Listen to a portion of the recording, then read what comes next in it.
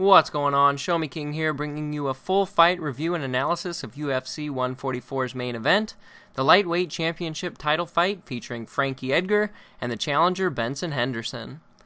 Lightweight champion Frankie Edgar faced off against the former WEC lightweight champion Henderson in the main event at UFC 144 in Japan.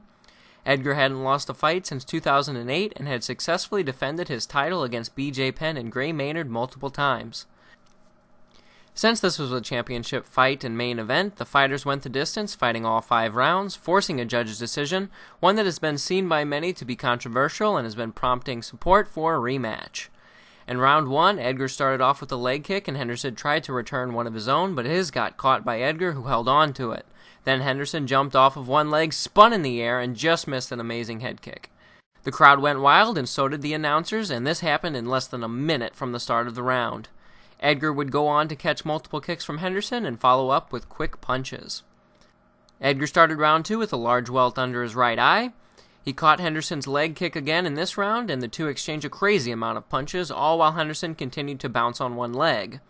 Henderson connected with a big knee to the body of Edgar before being taken to the ground. Edgar started his ground and pound, but as he stood up, Henderson landed a devastating upkick and ground and pound that may have broken Edgar's nose. Round 3 started with a bloodied Frankie Edgar and a few knees to the body by Henderson. Then counterpunches were thrown from Edgar, although his eye began to swell shut.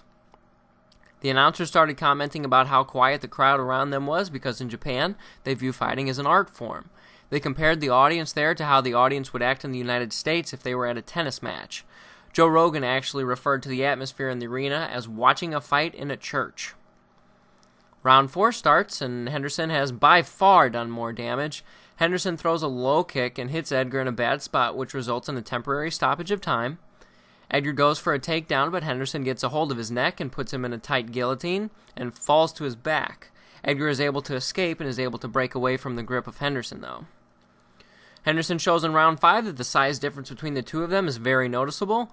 Joe Rogan comments on this as well by saying that we can tell from the bloody face of Edgar and the flawless face of Henderson.